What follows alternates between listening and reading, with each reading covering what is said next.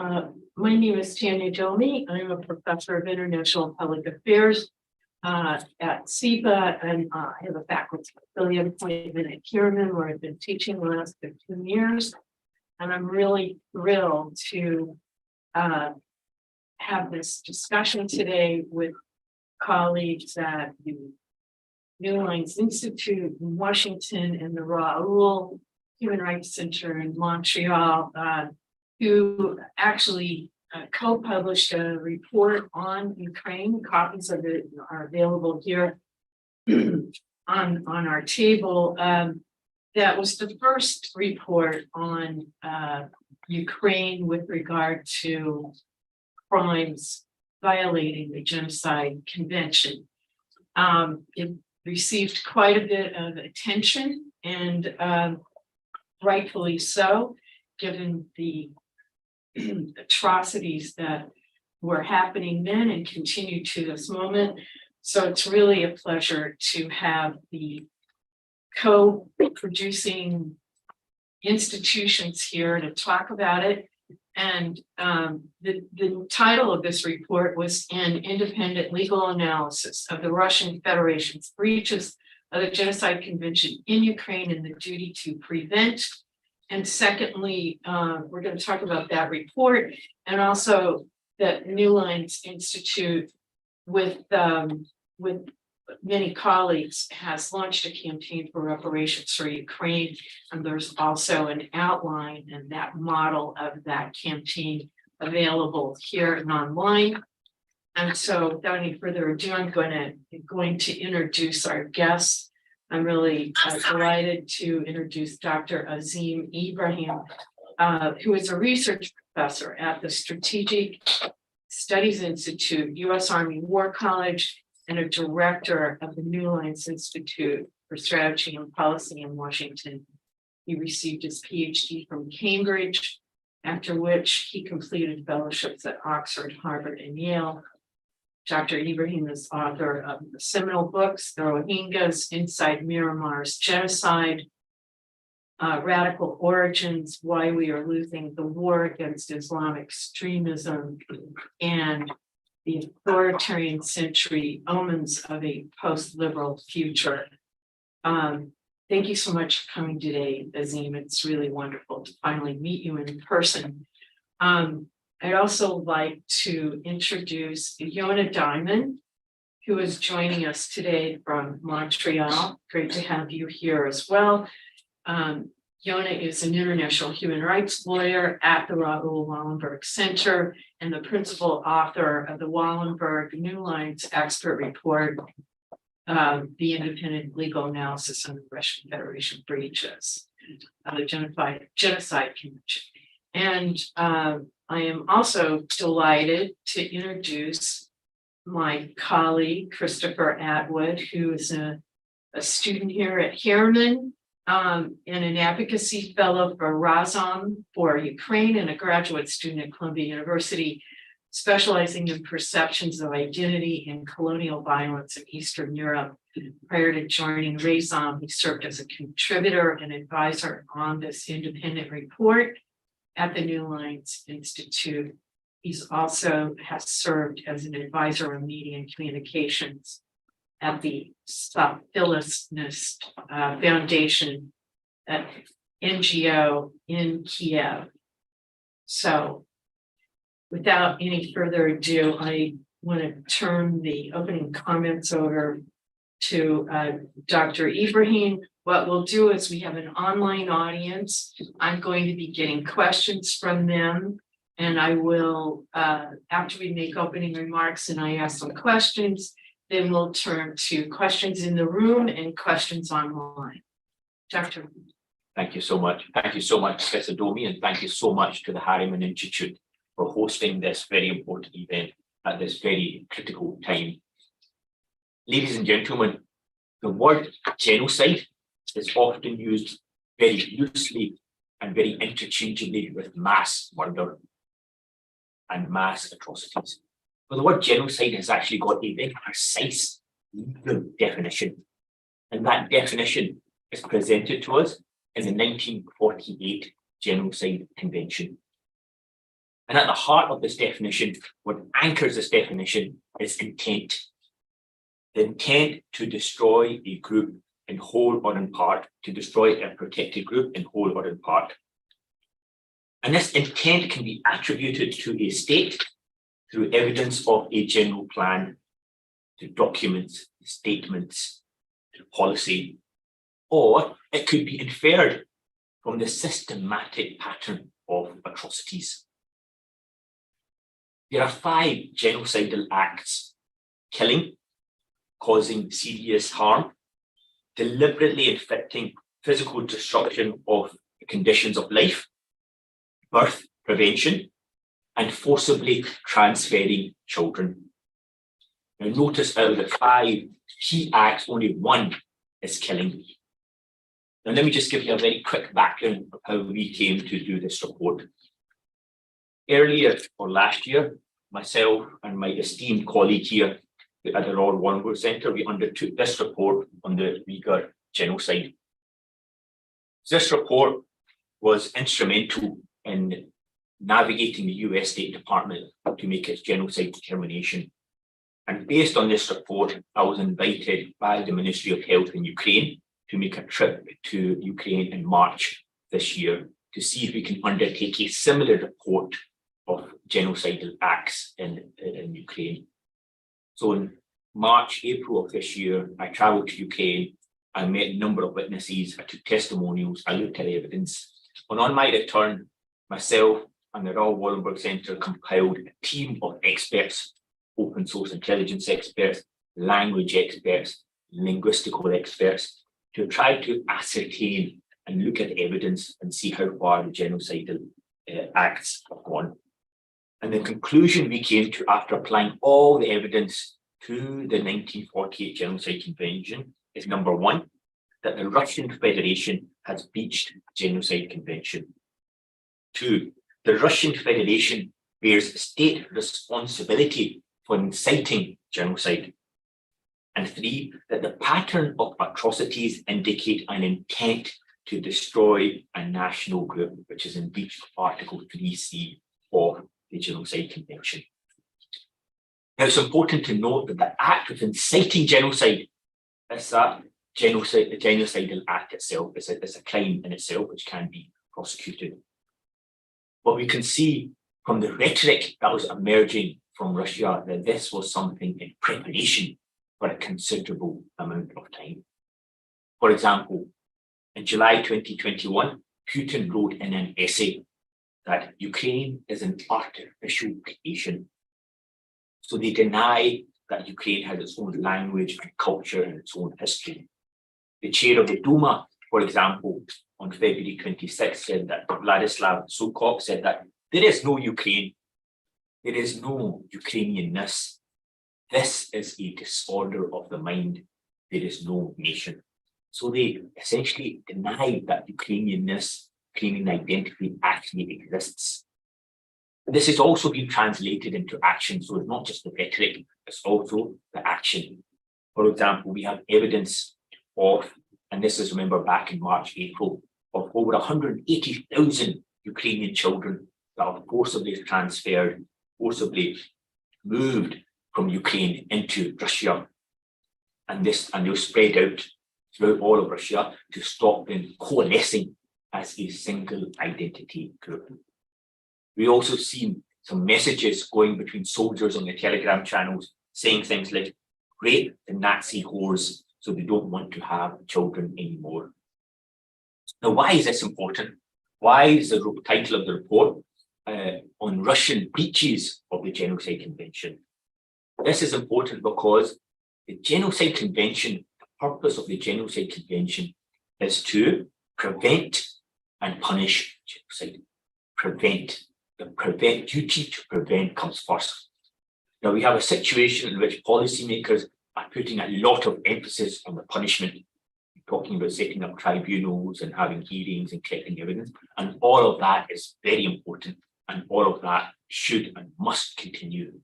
But the primary purpose of the convention is the duty to prevent, is that when the minimum threshold of serious risk of genocide has been reached, the obligation is on all 151 signatories to the Genocide Convention to intervene and stop it happening, to stop it spilling over into a full-scale genocide. So our report, and my esteemed colleague here, Yonah, will speak more on this, clearly indicates that the evidence, and this is back in April, clearly indicated that there is the war, the objective of Putin's war in Ukraine is genocidal in its nature, is to wipe out Ukrainianness, to wipe out Ukrainian identity. Now, coming fast forward to the current day, we are now hopefully beginning to see the beginning of the end of the war. So Ukraine is doing significantly better than anybody had anticipated. Almost everybody, every intelligence agency believes that this is going to be over in 2 weeks. Putin will install his puppet government and then things will just go back to normal and the West will accept it. But that has simply not happened. And the Ukrainians are doing significantly better than any strategist had anticipated. Now, the question arises, who is going to pay for the damage done to Ukraine? Our estimates indicate that at the very minimum, the damage is approximately $300 billion. Now, this is expected to rise to at least $500 billion, if not $1 trillion when all is said and done. So who's going to pay for this? How are we going to get reparations for Ukraine? So the reason we had to produce this report, the multilateral action model on reparations, is simply because we came to the conclusion that the current international system is simply not able and not fit to provide reparations. And I'll give you a very quick reason for this. Iraq paid Kuwait $52 billion in reparations. And in fact, they made the final payment just in February of this year. So $52 billion to Kuwait for illegally invading Kuwait. But this was only after Iraq was defeated by an international coalition of nations. Iraq was subsequently occupied by that coalition of nations, and the Security Council mandated it. And none of those three things will happen in the case of Russia. Russia is not going to be defeated by an international coalition in terms of Russia itself.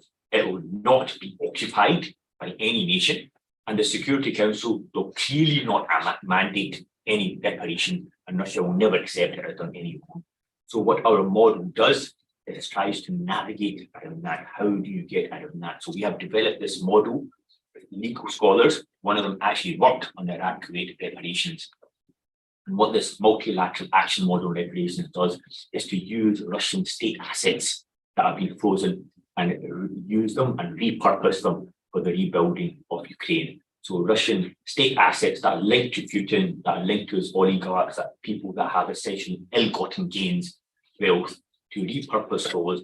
And we are actually doing another report at the moment, which we're just in the process of commissioning, is to do an audit of what those Russian assets actually are. But just in a small country like Belgium, for example, we know it's about $30 billion. It's a significant amount. And one of the reasons why I believe this report will get picked up, and so far we've seen it get picked up at the UN General Assembly had a vote on this, the European Parliament had a vote on this as well, but this will get accelerated, because in this current economic environment, it is simply not viable for any policymaker, whether in Europe, the US, or elsewhere, to stand up and say, our taxpayers should be on the bill for this, should essentially be on the line to pay for this. In the current economic environment, we have a cost of living crisis, we have inflation and everything else. It is simply not viable for any policy. We could say we're going to have an international donor conference and we are going to pledge $80 billion or whatever it might be. So, and this will send the strongest message to Putin and his cronies that, look, there is a price to pay for this. And final point, that this also has much larger implications. The current international system is simply not working. This is a fact. The system, Security Council, is not working. We have 2 members of the Security Council, 2 members, both of them nuclear powers. One of them has invaded its democratic neighbour, and the other one is threatening to invade its democratic neighbour. The system is not just dysfunctional, it has become irrelevant. And this will send the strongest message, particularly to members of the CCP and the Politburo in Beijing, that any adventures in China and Taiwan will result in their assets being frozen and repurposed for compensation. And there's absolutely, make no mistake, all members of the Politburo have their investments in the West. None of them have their money, over a certain amount in Beijing or elsewhere, unless they fall out with the government, and that money is simply disappears. And if you don't believe me, ask Jack Ma, ask Bo Xilai, ask Desmond Chong. As soon as you fall foul of Xi Jinping, your money's taken away. All of them have investments here in the West. All of the children have dual passports because they know their system is rotten. And this will send the strongest message that any adventures in Taiwan will mean that your assets have risk of seizure.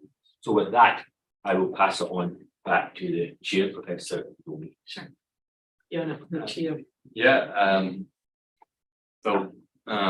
As Azeem mentioned, genocide is loosely used, but it also takes a very long time for countries in the international community to get their act together in terms of when we can even discuss genocide, when courts can hear genocide cases. And the main two courts really in the international community, International Court of Justice and the International Criminal Court, as well as national jurisdictions that have incorporated the core international crimes in their jurisdictions, who can bring perpetrators to justice. But that's one element of how the world can confront and address genocide and seek justice for the victims, although it comes after the fact. And we know the shortcomings of that system as well, in terms of the actual results, let's say, from the International Criminal Court, where there's only been convictions in 5 cases, Democratic Republic of Congo, Uganda, and Mali. And some have even been released already, have served their sentences. And this is in the 20 years of the International Criminal Court's existence. And so my colleague Azeem from the Newlines Institute and at the Wallenberg Center, we've developed somewhat of an innovation in terms of gathering legal experts from around the world, from every UN regional group, as we did in our first report on the atrocities against the Uyghurs, and now again in Russia's atrocities in Ukraine, including regional experts and experts on sexual violence, and so a multidisciplinary group of experts to come together to assess, which is a little bit like what the UN does when they appoint experts to assess the situation, as in Myanmar or ISIS crimes. But to apply the Genocide Convention as it was intended to, as Azeem mentioned, with its object and purpose of prevention. The Genocide Convention was established to safeguard the existence of groups, of course, before they faced genocide. And so that was really part of the impetus for both of these reports. And I'm proud to see that we've kind of moved the dial on these discussions in the amongst officials and lawyers internationally, as to when a country breaches the Genocide Convention, which is a different question from when an individual perpetrator can be held accountable. And there are different standards, and and countries need to confront the risk of genocide with the same force that they address individual perpetrators, and in the much higher standards that are required to convict someone of genocide down the road. And since we've released our report, we've actually been quite shocked to see how our original analysis continues to apply, and how the incitement campaign has even gotten worse in certain ways. And one need look no further than statements from the heads of Russia's security and defense industries, like Dmitry Medvedev, former deputy prime minister of Russia, statements as to we will do everything to make them disappear or do away with them, as our grandfathers failed to do. We can exterminate you, heads of the regional self-declared governor of Donetsk, and so on, and these kind of statements, and the dehumanization campaign of likening Ukrainians to worms or even cockroaches, and pathogens or contamination, all the very clear precursors of previous genocides that are very openly stated by the highest levels of Russia's establishment, as well as state-run media commentators and hosts. And so we were actually shocked with how open the incitement to genocide campaign is. And now, of course, the assessment of Russia's infliction of conditions of life, which are calculated to destroy the group physically, which are escalating now in some ways by targeting critical infrastructure on a massive scale. I know many have seen the images of Ukraine in the dark versus surrounding countries. And so, and the destruction of health facilities continues. So everything that we kind of were analyzing originally remains tactics of the Russian army, including rape and sexual violence as a military strategy. And so that's what I'll say for now. And so the real objective is to put states on notice that Russia is in breach of the Genocide Convention, imposing a duty to impose any measures that will protect the group at risk and hold and deter Russia from continuing to breach the Genocide Convention. Because as long as they're in Ukraine, there's a serious risk of genocide that continues. Thank you very much, Christopher. Sure. I just want to say a couple of things. In addition to what Azeem and Yonah have very clearly laid out, I kind of want to stress and emphasize that, right, this conversation we're having today is, it's yesterday was 6 months after we released the report.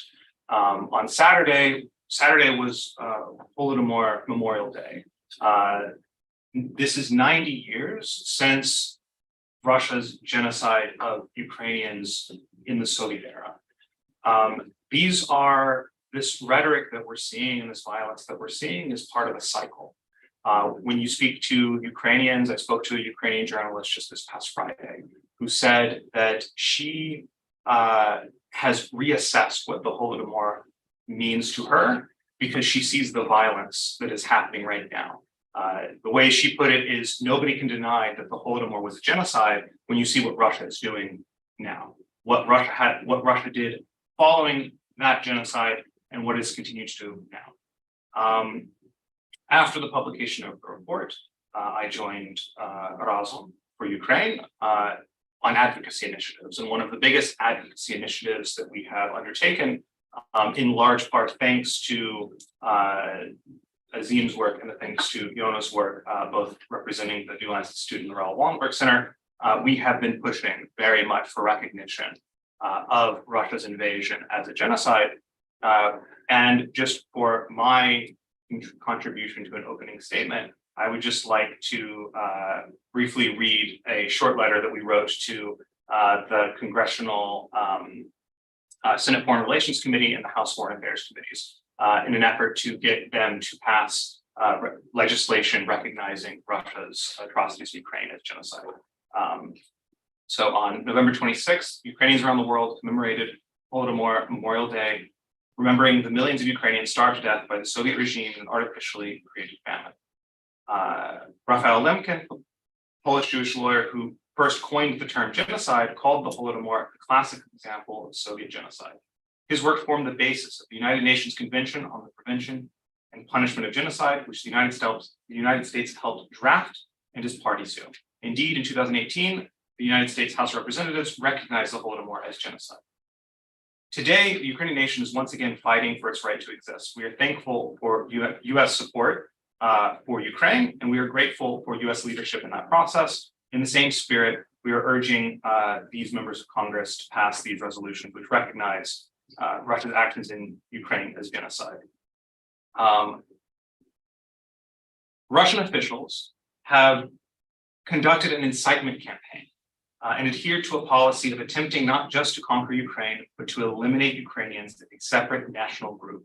This is all too apparent through the coordinated campaign of eliminationist rhetoric disseminated by state-run media, military campaigns intentionally targeting civilian areas and life-sustaining infrastructure, and military occupation regimes that seek to arrest, deport, and destroy members of the Ukrainian nationality.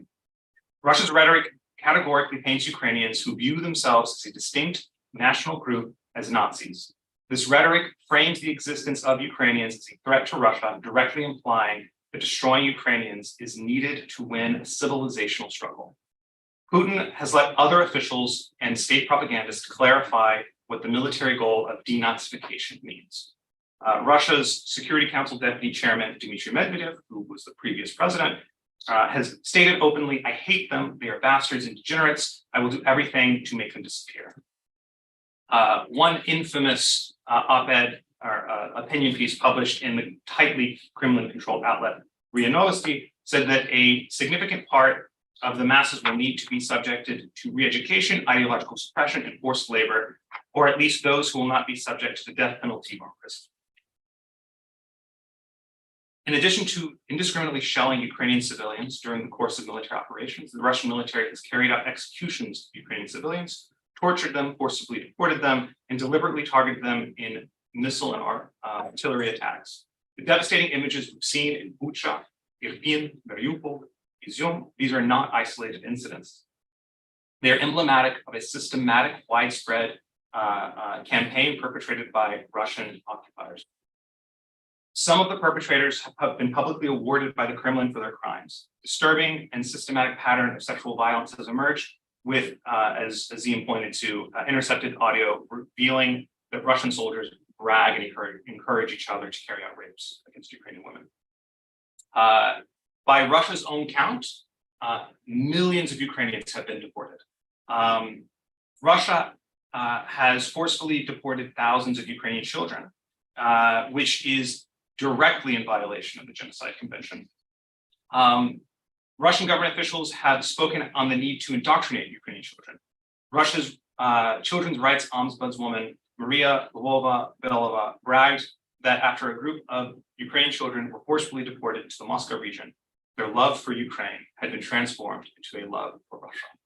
This same group of children, she derided for singing the Ukrainian national anthem on the way to Moscow, and they destroyed their self-identity within a matter of weeks or months. Indeed, Ukrainian school children who remain in occupied areas are forced or pressured to reject their own national identity, studying under an imposed school curriculum that denies Ukraine's distinct history and nationhood. These policies in Ukraine undoubtedly point to genocidal intent and genocidal acts. And so we call on Congress to reaffirm America's commitment to our fundamental principles, underscoring the seriousness of Russia's crimes. If we do not recognize this invasion for what it is, we not only fail the Ukrainian people, but we neglect our own security interests and our foundational values as a country. And with that, I will turn it back to Professor Domi. Thank you so much. Well, I'm going to make comments on the sexual violence section of the report, and this is part of how I came to contribute as a regional expert. Our colleague at Newlines, Emily Trey, is in London today at a major conference on conflict-related sexual violence. It's being hosted by the UK government. It's really important that she's there. She also shared some comments with me, but I will say one thing before I share her comments. During the past 30 years, in which numerous ethnic wars have taken place, rape as a tool of war has occurred, and it has only escalated. We can only look to Iraq on these Yazidis. We can look to Bosnia and Herzegovina, Rwanda, Kosovo, and now Ukraine. Ukraine is not an exception. Indeed, the UN Special Rapporteur on Conflict-Related Sexual Violence recently reported another level of intent of issuing Viagra to Russian soldiers. This is another layer and escalation. Rape is a war crime. It has been a war crime since the 1907 convention of the Yeah, the Hague Convention of 1907. And indeed, but it was never enforced. It was never upheld at Nuremberg, although in council, the lower courts actually drafted a clause to prosecute rape, but they never actually activated that clause. And it wasn't prosecuted at Tokyo. And the remarkable aspect of this phenomenon, it has only been in the last 30 years that international jurisprudence has been generated as a consequence of Rwanda and Bosnia and Herzegovina that created the jurisprudence that actually lays down another legal mechanism that proves for once and for all that it is a war crime, is a criminal act, and it can yield to genocide, a pattern and a practice. So I'm going to share Emily's comments. Genocide is not a crime of scale. It is not a crime of killing. It is a crime of intent, as our previous speakers have said. And without full understanding of how gender interacts with genocide, the international community and the signatories to the Genocide Convention are ill-equipped to effectively do their duty under international law to prevent and punish this crime. Under Article 2 of the Genocide Convention, there are 5 genocidal acts, which we've already been discussed. Despite this, the world continues to put these crimes in a hierarchy and privilege the act of killing over other non-lethal genocidal acts. These non-lethal acts can include, but are not limited to, forcible separation of children from their families, to break familial bonds, rape and sexual violence, and inflicting conditions of life intended to bring about the destruction of the group in whole or in part, like military sieges, destroying infrastructure and vital health care facilities, and deliberate attacks on shelters and humanitarian corridors, all of which have been seen in Ukraine and have been detailed in our report. Typically, when genocides occur, men are more likely to be victims of mass killing, while women are more likely to be victims of non-lethal genocidal acts like rape or sexual torture. We are seeing this in Ukraine, while men are also victims of non-lethal acts. And let me add to this, the first case tried at the International War Crimes Tribunal of former Yugoslavia was a case involving Duško Tadić, who actually ordered and directed the sexual torture of men against men. Very grotesque. I won't get into the details, but that was the first case that actually demonstrated that men were raped. And it is only maybe 30 years later that men are coming forward as victims now of these incredibly traumatic acts. And I would add that not only these are acts of sexual torture that we're seeing, but also enforced sterilization. There are stories like women's stories that are usually overlooked or ignored, and they are not recognized by prosecutors after the fact. The vast majority of survivors of genocide will never receive justice simply because they are viewed less as victims and more as survivors. And that is one of the major issues among the surviving community, is that they are not able to access justice. And this war, the extreme acts of violence has been described. A number of reporters have indicated in Ukraine, which is to their credit, they actually were able to tap into conversations between husband and wives that are Russian, with the wife agreeing that the husband should rape Ukrainian women. It's really not only, it's brazen, but it's another escalation from past wars in the recent past. So perpetrators of genocide have an understanding of gender, whether they're cognizant of it or not, because they target their victims based on gender and their roles in society. Women are targeted for their roles as mothers, wives, bearers of children, and continue on the family line. I would also add that it is no coincidence that when armies go into rape and pillage, that this actually breaks up families and actually causes depopulation. So there is an outcome that they're seeking to depopulate so that they can take over that territory. And raping women is one of the most effective ways to do that. So women, specifically because of their sexual and reproductive organs, are always targeted in genocide, and the war in Ukraine is no exception. Emily encourages anyone to read the Global Justice Center's report, Beyond Killing, and the Newlines report on gender and genocide in the 21st century. I would also add that we have seen how the Russian forces are using rape as a tool and a method of war. This continues a pattern and practice that we've seen in all the countries I aforementioned. What's so terrible about this is that there's a paucity of justice. There are very few courts availed to people to seek justice and have their crimes recognized. And this also, I would add, Azeem, is a failure of the international order. So I'll conclude my remarks with that. And I want to ask a question about the campaign. You've launched this campaign, and where have you gone with the campaign, and what's been the reaction?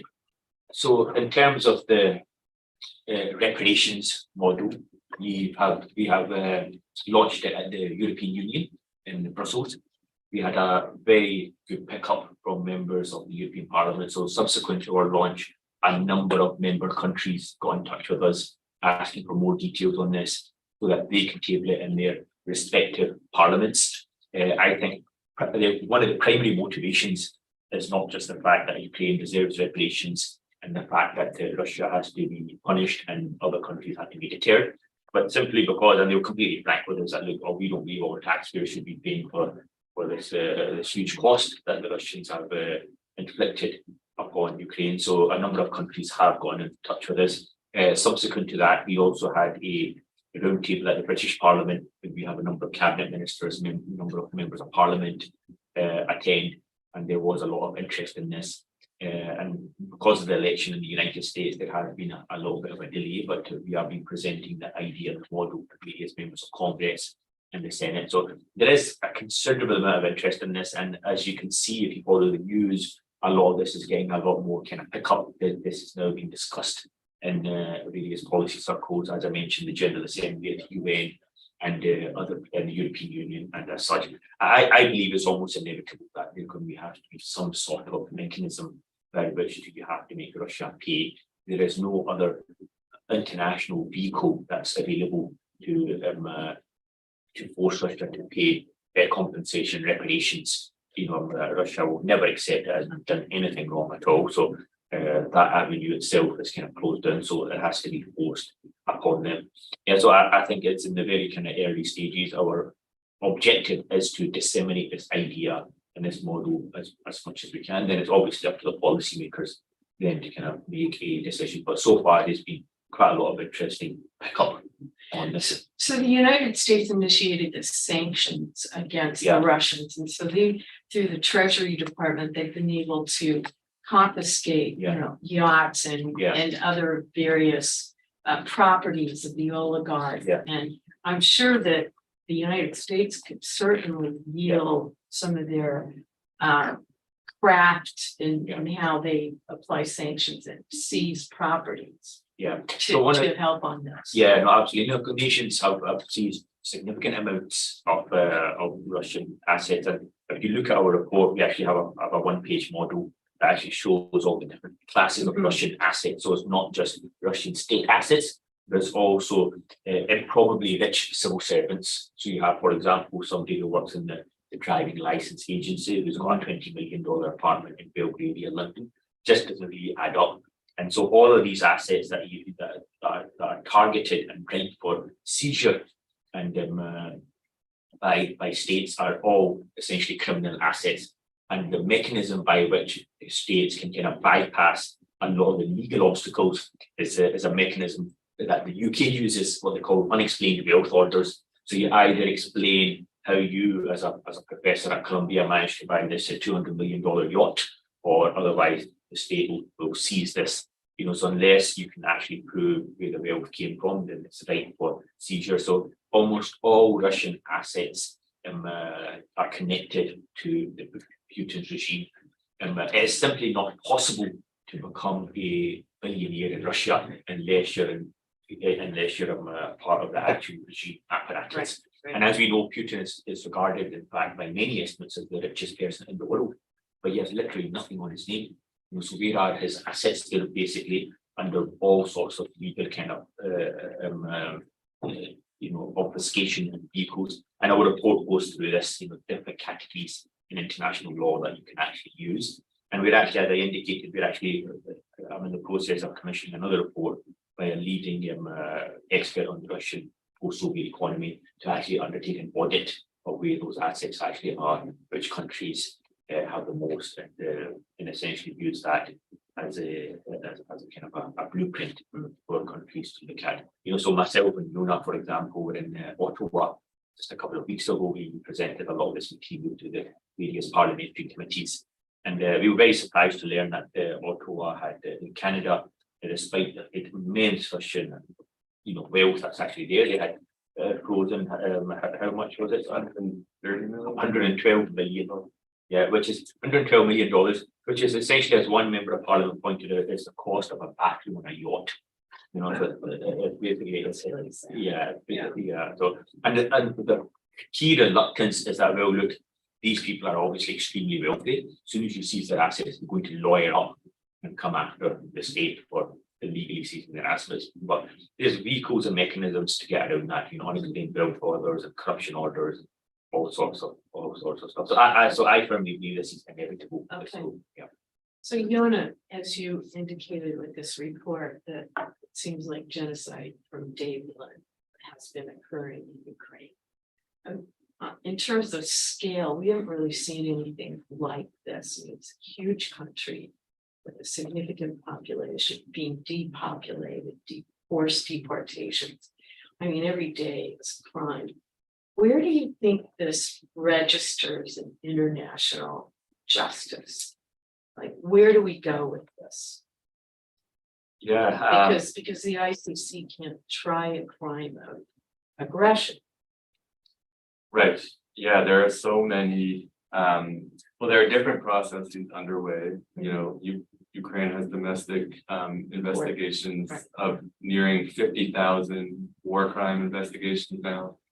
The ICC dispatched its largest team apparently for Ukraine to investigate. There are, I think, like 18 different countries that are putting together a joint mechanism to investigate. There are initiatives to establish a special tribunal for the crime of aggression, which is another mechanism that states should adopt and endorse, if not to even eventually establish such a tribunal, at the very least to indicate to the architects of this war that they're in the docket of the accused and will face isolation. Anyone who allies themselves with Putin will face justice. So there are all these different, and then of course there's the International Court of Justice, which Ukraine has brought Russia to the ICJ, but based on the theory that you can't abuse the Genocide Convention to invade a country, or and to make blatantly false claims that Ukraine is committing genocide in order to justify your invasion as a pretext.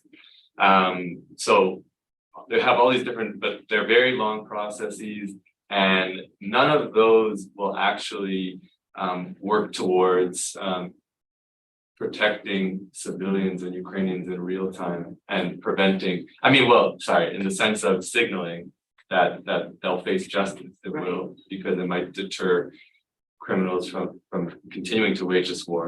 But the fact of the matter is that those waging the war are sitting comfortably in Moscow, over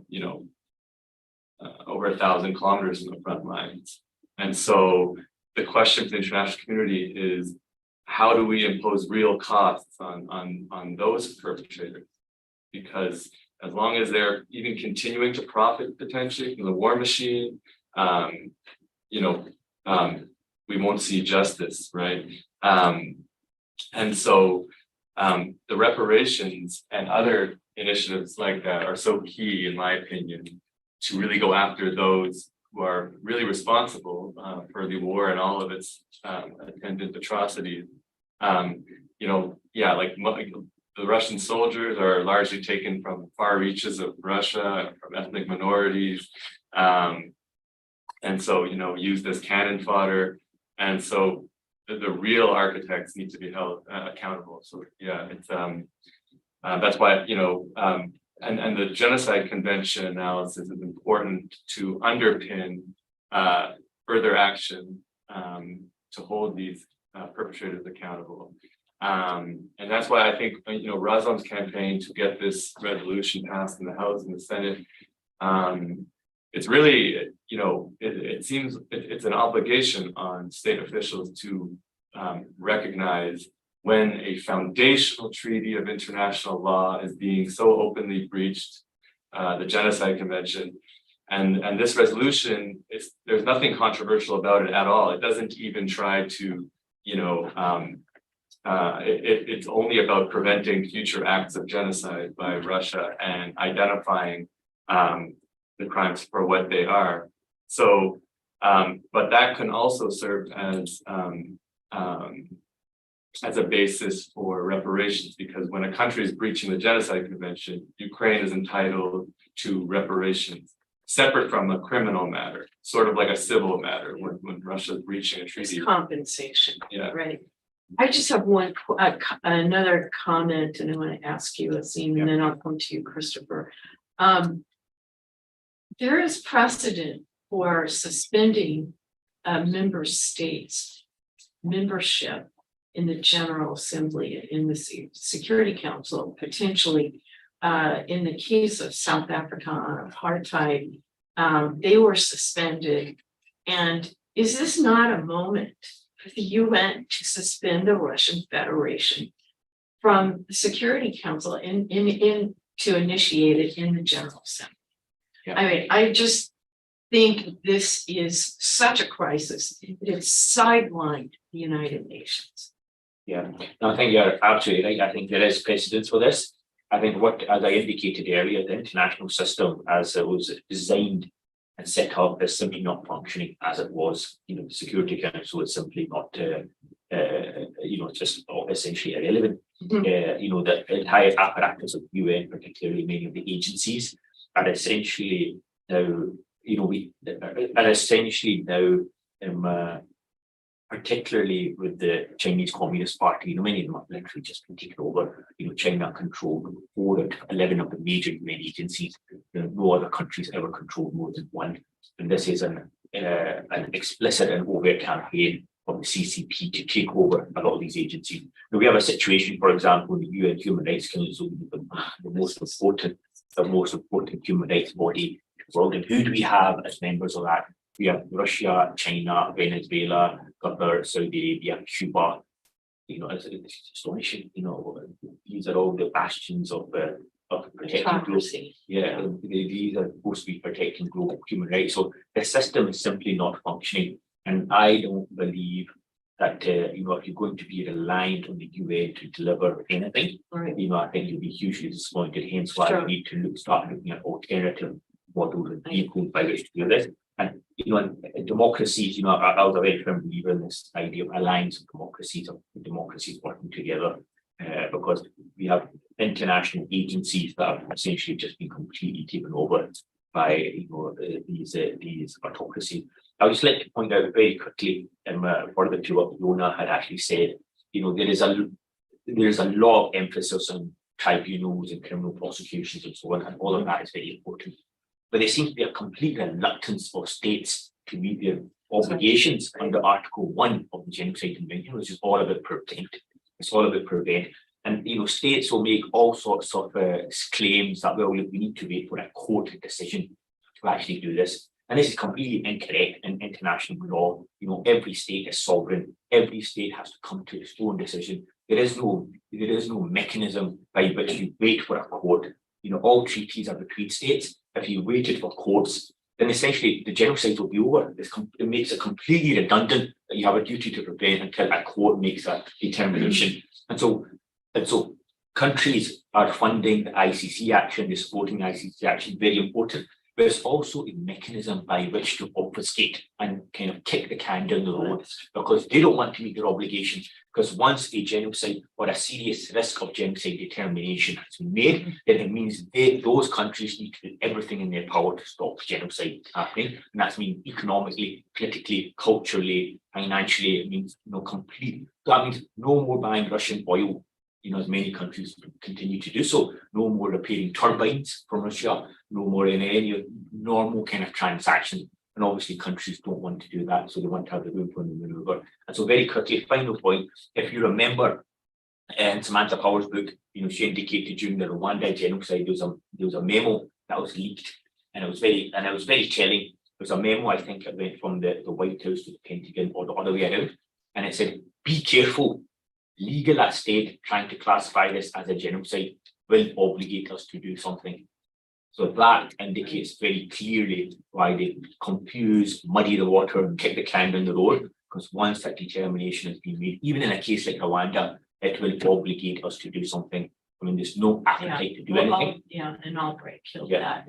Yes, I just want to add that Biden opened the door here in April when he made his off the cuff remarks that it was a genocide. I think the government, kind of backpedaled on this. It's a complete failure of the international order. Christopher, tell us why raison is so important, and if you have any other thoughts that you'd like to share. Well, I mean, in terms of raison, right? Like the appealing aspect of raison is the humanitarian aspect of raison, which is what gives us our legitimacy and knowledge in the first place. Raising more than $6 million and having the vast majority of that reach Ukraine already in order to provide humanitarian aid to Ukrainian defenders, to hospitals, to civilians, working with organizations in Ukraine. In terms of advocacy, what is incredibly important for us is being a resource and helping inform decision makers and various stakeholders in what we're doing in terms of the US, what the US is doing. And so from our perspective, kind of as Yonah pointed out, calling something what it is incredibly important. Also to Azeem's point, right? Like in maintaining this international order, in understanding what our role actually needs to be, and understanding what is actually happening. A couple weeks ago, or a week ago, there was a briefing at the Helsinki Commission, where Professor Timothy Snyder from Yale gave some remarks, and one of the things he pointed out was typically when we see governments carrying out these kinds of atrocities and carrying out a genocide, what you see is governments trying to hide the fact of what they are doing. This is the opposite case, and it's shocking a lot of people. It is not normal for a government to openly brag about deporting children and transferring them to another national group and indoctrinating them to reject their own national identity. That is bonkers. That is not something that governments typically do. Governments hide that. Governments don't typically want to incriminate themselves to the level that Russia is incriminating itself. And just one of the most fascinating quotes that we ended up putting into the report to illustrate Russia's genocidal intent comes from one of Russia's chief propagandists, Margarita Simonyan, who when describing like Ukrainian Nazis or Ukrainians as Nazis, she said, quote, a significant part of Ukraine or the Ukrainian people turned out to be in the grip of a Nazi frenzy. And that Nazi frenzy is identifying as Ukrainian and not as Russian. So she herself says a significant part of the national group needs to be dealt with in some way. And soldiers interpret that very clearly. We've seen in every time there is liberation, we understand how soldiers interpret this directive of denazification. It is seek out Ukrainians who identify themselves as Ukrainians and who reject Russian occupation and destroy them. It means destroying cultural leaders.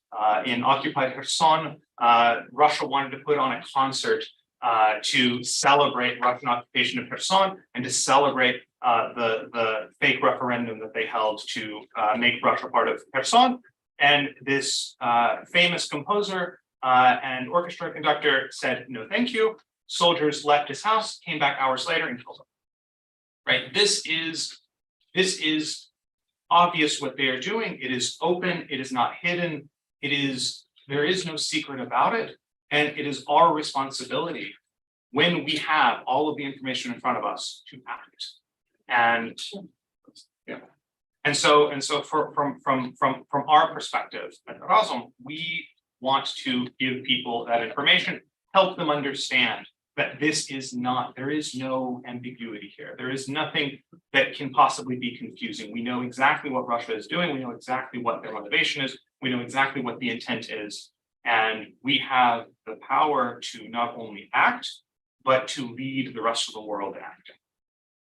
We shall see. Yeah, I just wanted to add, part of the analysis for genocide and is whether or not Russia intends to destroy Ukrainians in part, because that's also genocide.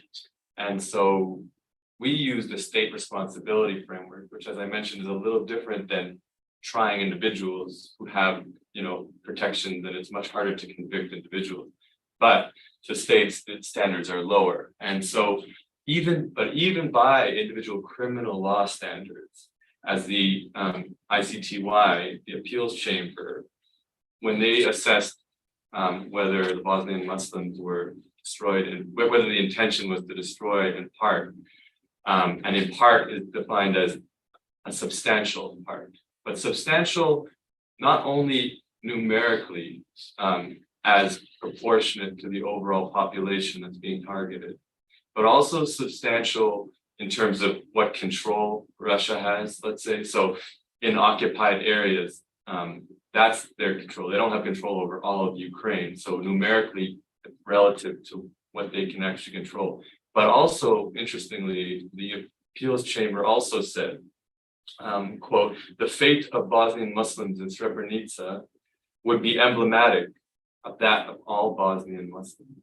And so the court talks about this demonstrative effect of kind of openly targeting the group as a message. And so that is also an element that the court considers when you're defining whether or not the intent is to destroy a group in part. Is that part being showcased as what will happen if you self-identify as Ukrainian? And so even in the criminal context, we have a lot of evidence of genocide. And so from both standards, this should be a no-brainer resolution. And we also have intercepts, not only about rape, but from soldiers, saying we've had orders to kill everyone we see. This was in Bucha, I believe. And so there's also very blatant kind of intercepts of orders as genocidal, and also not to mention the inherently genocidal threats to nuke parts of Ukraine. Yes, it's absolutely spot on about Srebrenica. I would just also add something that I really came to appreciate as someone who worked in Bosnia and Herzegovina after the war. More than 1,000 mosques were destroyed in the Ottoman era. These are very sacred, beautiful cultural sites. And in the report, in the Newlines Raoul Wallenberg report, you address damage to these cultural and sacred sites, including Orthodox Christian sites, but schools, libraries, theaters, this is also genocide in part or whole, destroying their culture. This is very devastating. It's like the last of the last. Let's just wipe you out. Let's wipe out every representation of this group. This was generated at Nuremberg, and the jurisprudence was really advanced under ICTY with regard to cultural heritage. The destruction of the National Library in Sarajevo is devastating. Conquest by the Serbs. I would just add, Mr. Putin has no filter here. He's going to destroy everything. And there has to be accountability for this. I'll just add this. Now I'm going to open it up to people's comments and questions. Yeah. Related to it.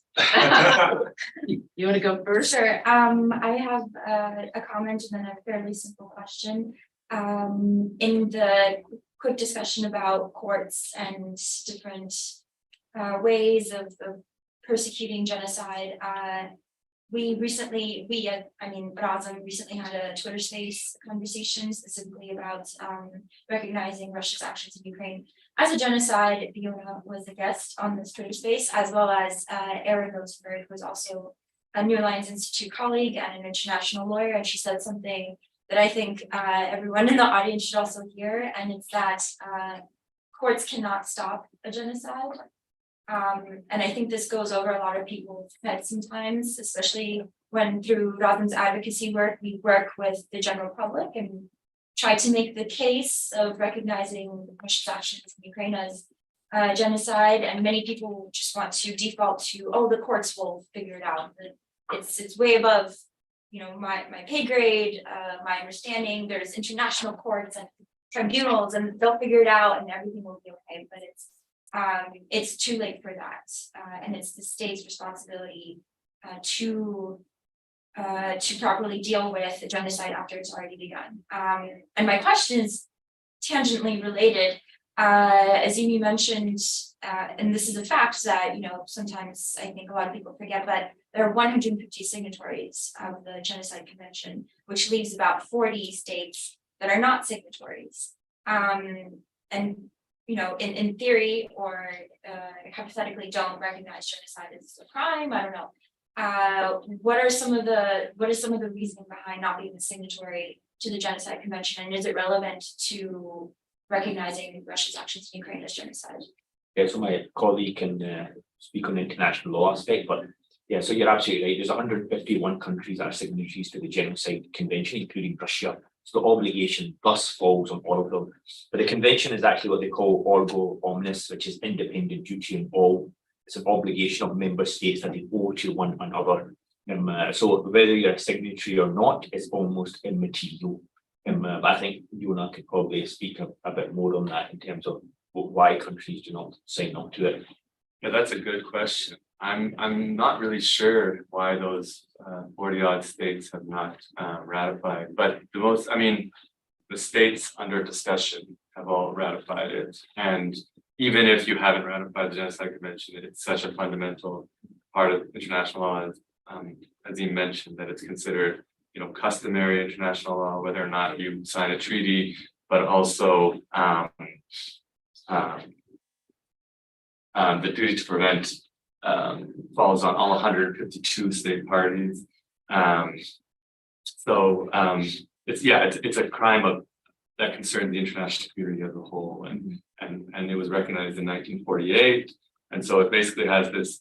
It's a super precedent kind of. It's the most foundational kind of treaty of the post-war era. So it's a universal treaty. Yes. Yeah, I just wanted to say thank you to all of you. You all have done, the colossal work of, laying out all the facts of, Russia's breaches of the Genocide Convention in Ukraine.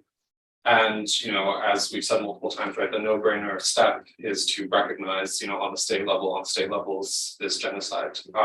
So what is the next step? How do these states interpret, their state responsibilities, outside of the framework of justice, and punishment, like how do they interpret their responsibility to prevent? And how, where should we be pushing, after we take these new greater steps? So I can very quickly touch upon that. So the duty to prevent varies from state to state, depending on obviously the power and authority of that state. So the convention does not necessarily state exactly what, it doesn't offer a roadmap in terms of what the country should actually do. But there are rulings from the ICJ which give you a very good indication. And essentially, to summarize, it clearly states that countries have to do everything within the political, economic power to actually isolate and put pressure on that country. And so, as I indicated, if countries have trade agreements or anything else with a genocidal state, by international law, they are permitted to break those agreements without sanctions, as well as this country is engaged in genocide. And we can basically break this trade agreement that we have with them without international sanction. But none of the countries are utilising this for the reasons aforementioned reasons. So I think that the challenge is that the Genocide Convention, despite it being such a foundational piece of international law, is that it is on every occasion, and within my lifetime, I've seen so many of these happen.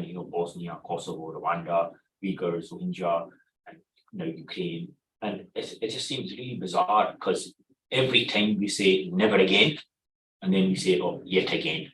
And it just continuously happens because states simply do not want to meet their obligations. And the only other thing I would add is that if you want to know what Putin is doing and what he planned to do, there was no secret about it. One just had to look at Chechnya and look at Syria and what he did there. It was a systematic campaign to destroy civilian infrastructure, to destroy water plants, to destroy electricity stations, to destroy power plants and sanitation, everything. Right, so I know, and a very good partner of Razon, Dr. Zahir Saloon, the president and founder of Med Global, he was the only American doctor in Aleppo, being bombed, the only American position there. And he told us explicitly, first of all, they started bombing all the hospitals. They made sure they bombed every single hospital systematically. And then one of the hospitals, they moved it to an underground car park. And they brought in special bunker buster bombs to target that. So this is a systematic campaign that they have to destroy civilian infrastructure, to make the life of civilians as miserable as possible. So there's absolutely no secret there. There's no surprises there at all. And anybody that tells you that they're shock horror is simply not paying attention to what they did in Syria and before that in Chechnya. We simply just made all sorts of excuses to not take any action on those fronts. Yes, Russian Federation is a lawless state. More than 200 judgments have been rendered against it in the European Court of Human Rights. So what?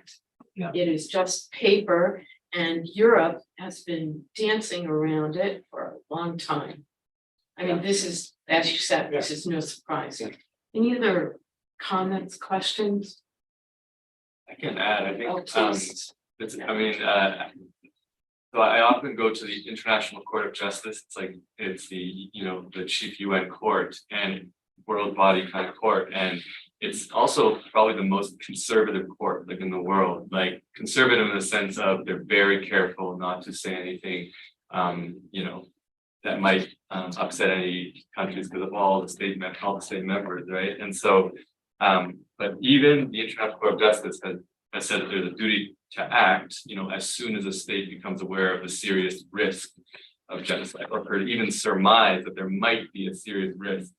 And at that point, the ICJ said that states have to employ all means reasonably available so as to prevent genocide as far as possible. And so it's a very open-ended kind of all means reasonably available.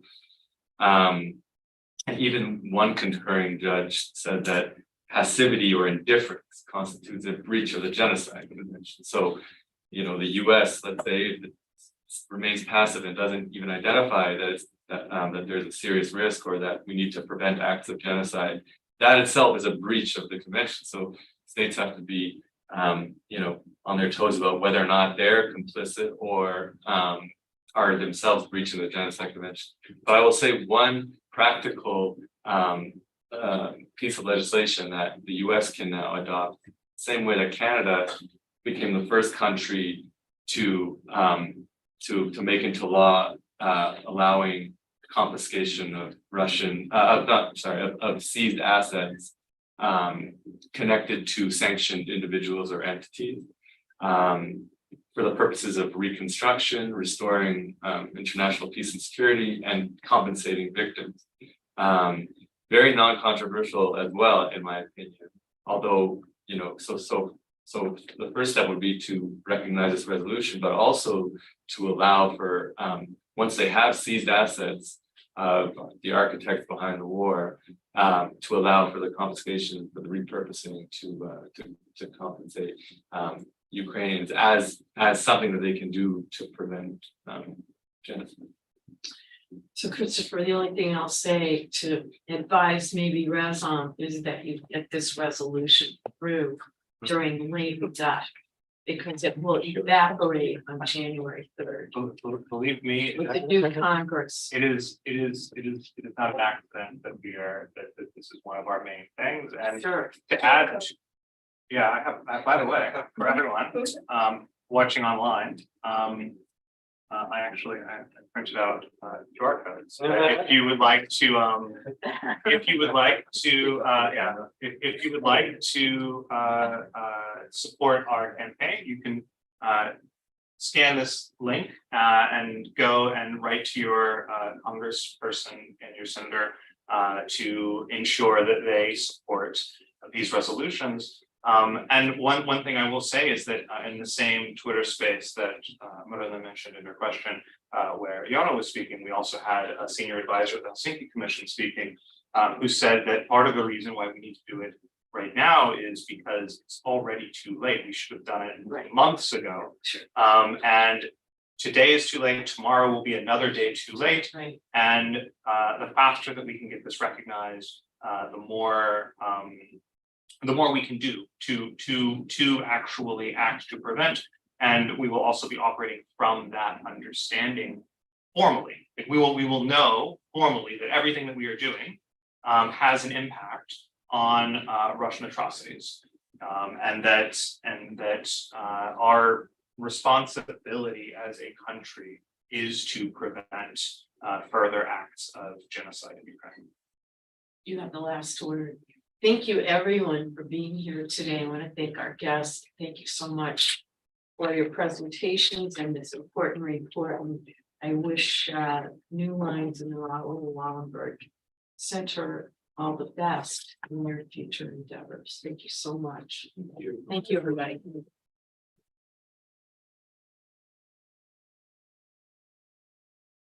You need to take a copy of the reports. Yeah, thank you. It's good. Yeah, I don't know.